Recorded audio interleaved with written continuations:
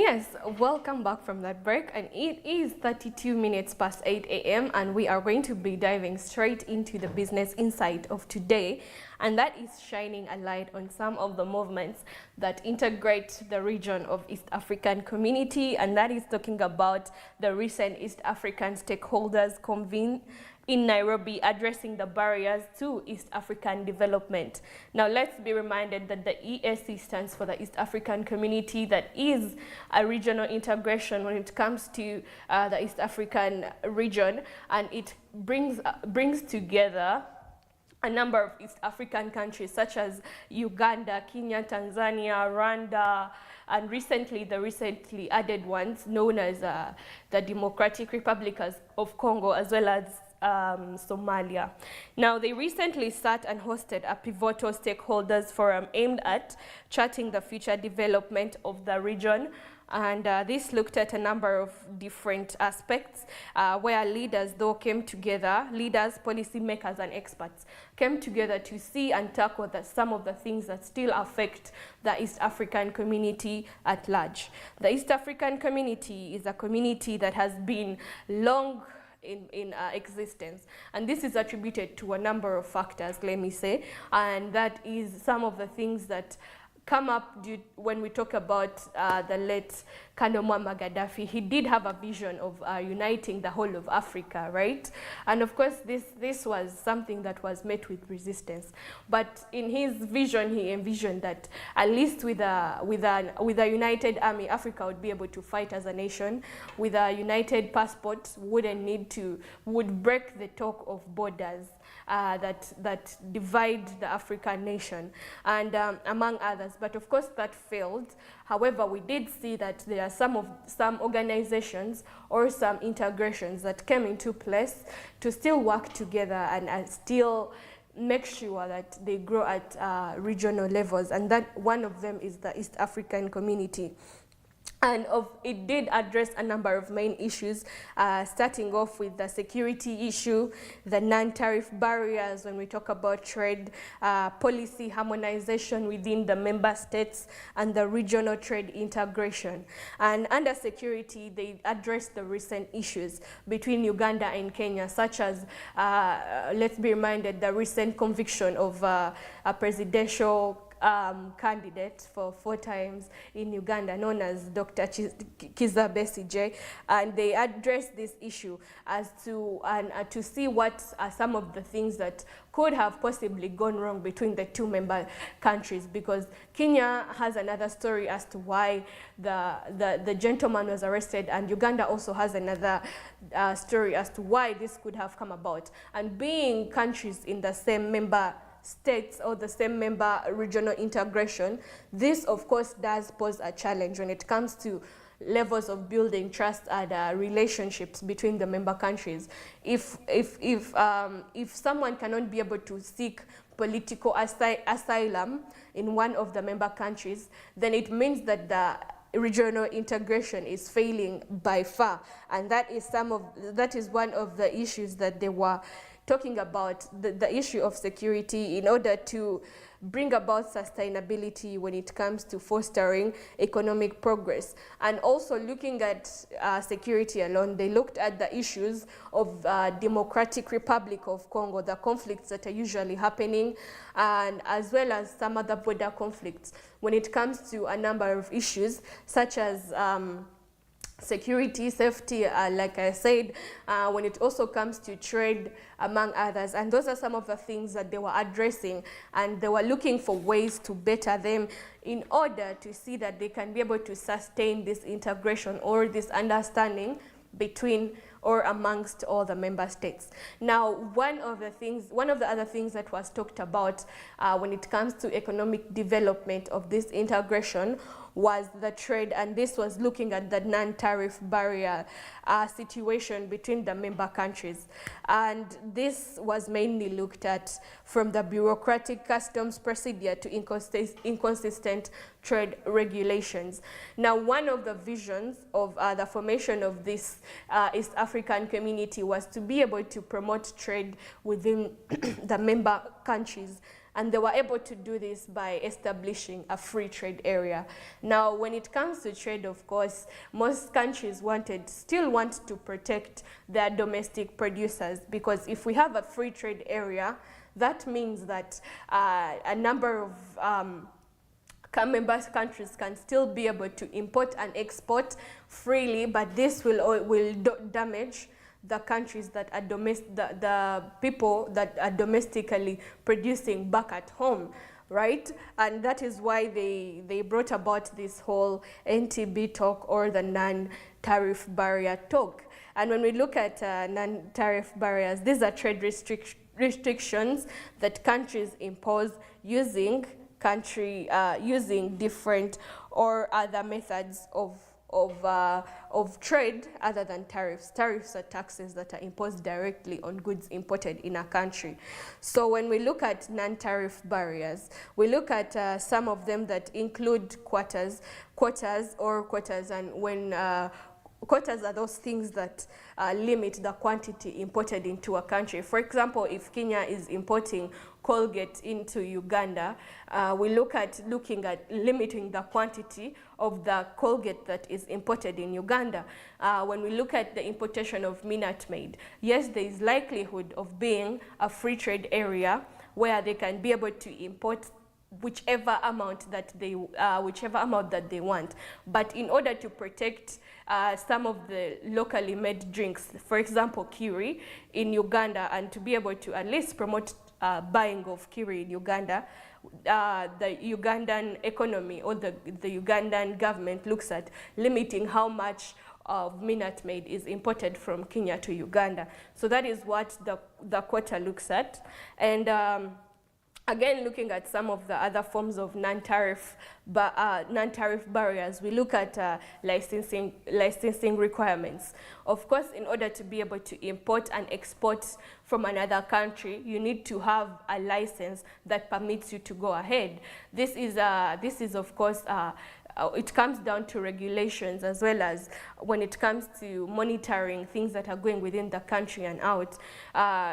In order to be able to assess or even get this license requirement, it does require a lot, and those are some of the things that are affecting trade within these member states. In order to be able to import to Rwanda, you must be able to have a document that permits you to take their goods and services.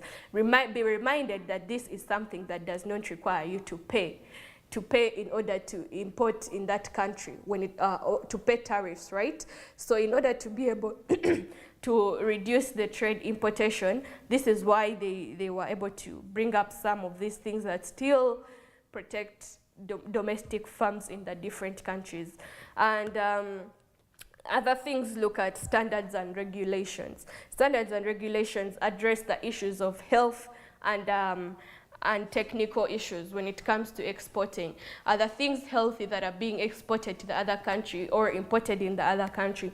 So that is what standards and regulations look at. And here in Uganda alone, we do have a body that is in charge of permitting you to be able to do this. And if you don't have a URSB stamp, that is the Uganda Statistics Bureau of Exchange, sorry, I don't know if I said that right, but that is the URSB that does permit importation and exportation. We need to know whether the products that you're bringing in the country are healthy for everyone to use. And we've seen that some of these things are actually held back at the borders or by some of the regulating bodies. And these include toilet paper. People who are importing toilet paper in Uganda, most of it is not stamped. It is not here legally. So we still see that there is still that challenge within the member states when it comes to, are they meeting the health standards of the other country where they are taking goods? Yes, per se, we have a free trade area, but that does not mean that all of the things, what has been manufactured is going to still be imported into the other country. And another form of non-tariff barriers includes the custom delays. And this usually happens at the borders. For example, the border of Uganda and Kenya. Of course, there must be lengthy procedures at the borders where they have to check whatever you're bringing in to give it a go-ahead, you know, to go into a country. So when it comes to trade, of course, these are some of the issues that these member countries, these experts, policy makers, as well as leaders, came together to recently discuss the way forward for the East African community. And customs delays so happens to be one of the reasons as to why trade is being affected within the member countries. And we actually looked at this in today's Daily Monitor when it comes to trading in Africa, intra-trade within Africa. And this was one of the main reasons as to why this trade is posing a challenge, right? And moving forward, again, looking at some of the other forms of non-tariff barriers, we look at import bans, and this puts a prohibition or prohibits some specific goods. For example, some goods cannot be allowed within other countries. I mean, their consumption and their manufacturing is okay within one member country, but it is prohibited in another. And this all goes back to the policies that have been set by that particular country in order to protect their domestic and local farms. And these are the last form of non-tariff barriers is the subsidies, right? Where the government financial support to where the government offers financial support to domestic producers. And those are some of the issues that were being discussed when it comes to just trade alone by the East African stakeholders at the gathering in Nairobi, talking about the future of the East African community. And again, when we look at some of the things that are hindering intra-East African trade besides the non-tariff barriers, we look at the lengthy customs procedures. And this is something that I earlier said that was published in today's Daily Monitor, and you can be able to get more intel on that if you are an exporter or are an importer by getting yourself a copy of today's Daily Monitor. And some of the other things that are affecting trade, or some of the reasons as to why the trade is deteriorating in the East African community, is because of these whole notions or these whole barriers around trade have reduced competitiveness. And one of the reasons as to why this free trade area was promoted was to be able to improve the quality of goods produced through increasing competition. And if you may ask how competition comes about, if Uganda is good at producing, let me give an example of coffee, processed coffee, and we also have some producers of coffee in Kenya and Burundi and Tanzania. Of course, as member countries, the people in this production space are going to be they're fighting for the same market, right? So it means they are going to do everything necessary in order to make sure that their brand is what is pushing more when it comes to the market, right? And that is how competition comes about. But due to all these the limitations around the trade within the member countries, that is one of the things that has posed a challenge to Uganda's economy, to the regional integration, because there has been reduced competitiveness due to the different aspects when it comes to trade. And of course, looking at some of the other things, these limitations have also brought about strains on regional integration of goals. The fact that each country is looking out for themselves, they've minimized focus on what the scope of coverage is supposed to be for the East African community at large.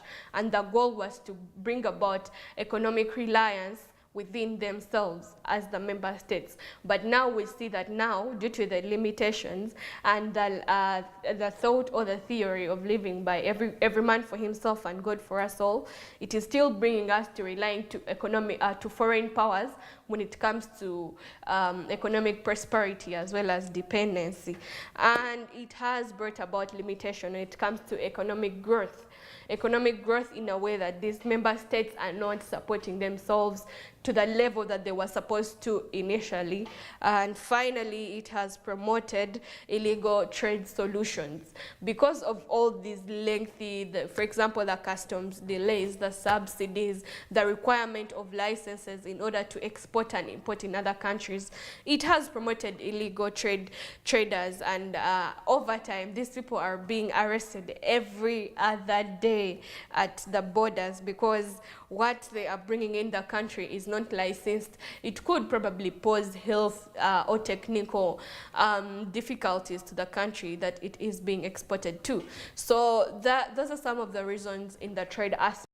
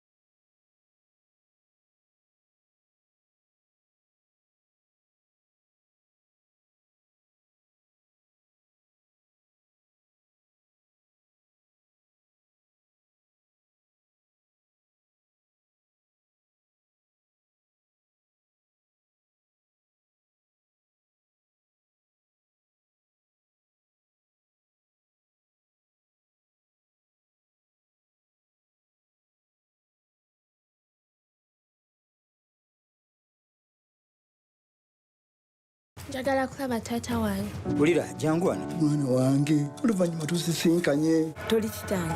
Nguzu yakoma okuzaala dda nnyo nga tannaba nakuwasa mmwe. Kati olaba byonna ebituuseewo. Naye kiki ky'onjagaza?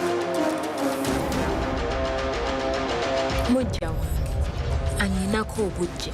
Tanjagala ewatali nsonga. Amakya gano tugamala effembe mukwano. Watali n'eddagala. Fire is burning on the mountain like Genda olisaasaanye mu nnyumba ye.